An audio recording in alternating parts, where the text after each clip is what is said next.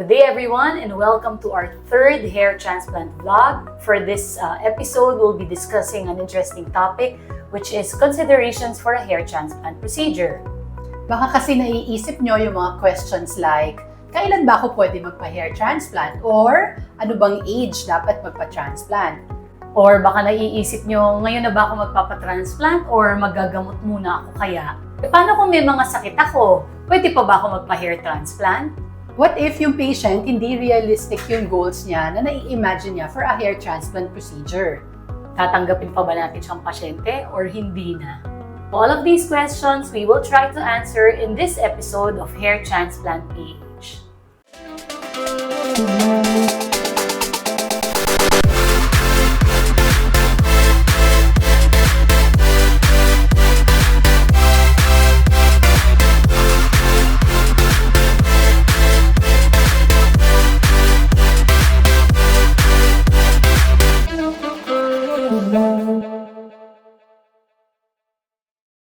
Good day everyone! Welcome to our third vlog at Hair Transplant PH, where we share with you some facts on hair loss and the medical and surgical treatment of this condition.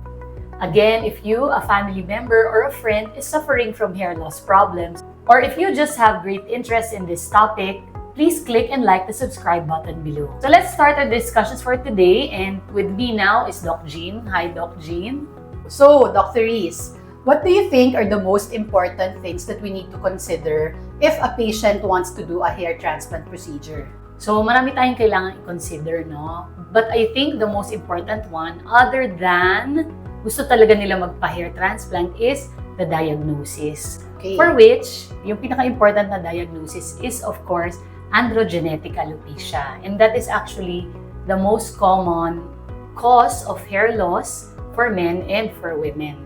Yun ang basic condition na pwede nating i-hair transplant. Maybe hindi naintindihan ng ating audience, Doc Jean, ano ba yung androgenetic alopecia na sinasabi?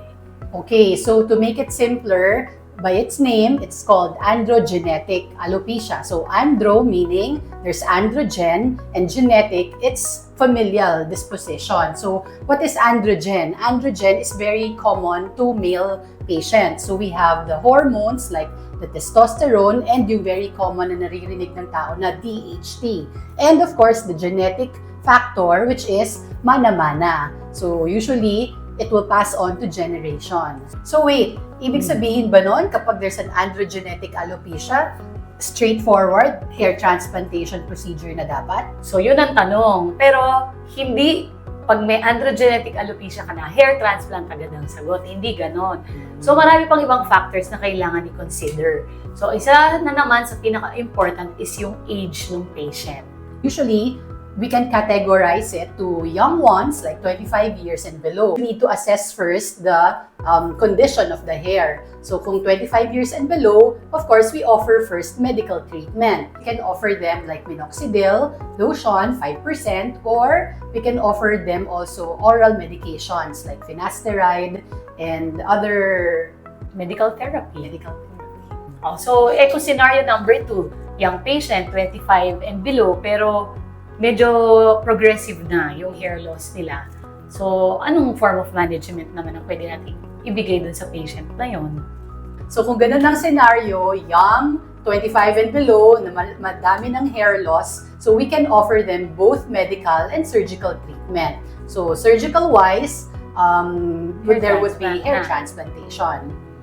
If a young patient with extensive hair loss and is a candidate for hair transplantation, the surgeons should exercise caution because the donor areas should be preserved for the future.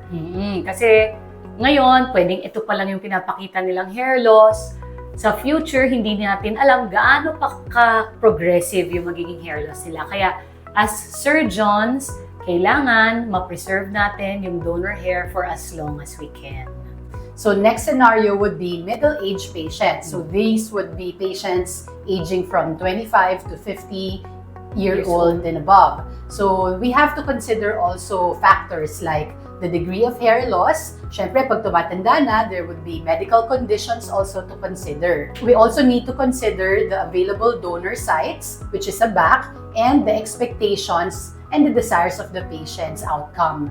Tapos, kung 55 or older naman, so ito yung older population, ang issues naman natin dito is number 1, meron pa ba silang donor hair na natira? And second issue here is, do they have existing medical conditions? So, may mga relative contraindications, ibig sabihin, hindi naman talaga to, hindi na sila pwedeng mag-transplant, pero we have to manage these conditions. Kasi syempre, pag 55 and above, meron ka ng mga sakit, katulad ng mga hypertension, di ba, or diabetes, or mataas ang cholesterol, mga blood thinners na sila, di ba? So, we have to manage that before undergoing the procedure.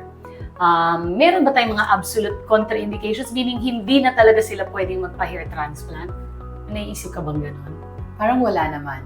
So, Doc Jean, kung tatanungin nga, may specific age ba na pwedeng magpa-hair transplant? Meron ba? Wala naman talaga. Basta kailangang i-evaluate ng mabuti, kahit 18 ka, hanggang kahit 80 ka, basta may donor or Cleared by the cardio and pulmo. So, pwede magpa-hair transplant. So another consideration for hair transplantation procedure would be the mental preparedness of the patient. So the patient's desire for hair transplant procedure.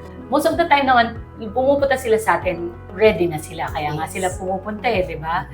With that, we just need to add on knowledge to them on how it will be, how it will be done, performed. So maiintindihan nila yung procedure itself. Step by step. Yes. Actually, there's another thing. Kahit yung mga older patients, they need to consider the long haul procedure because it's around 8 to 10 hours procedure. So, kaya ba nilang yun nga pala ang pinaka-problema. So, very important that. Back pain and kung ano-anong pain, kailangan ma-manage din yan. So, another important consideration when having hair transplantation is having realistic goals.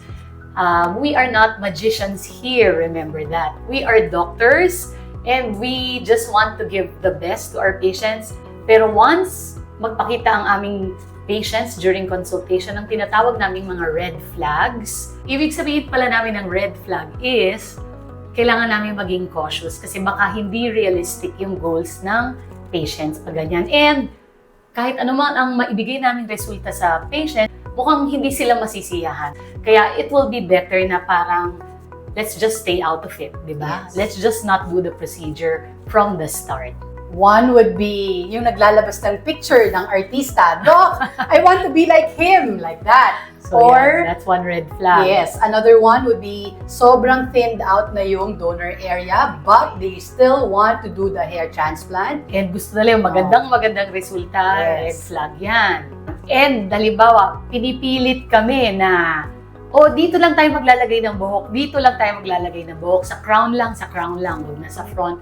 Red flag din yan sa amin.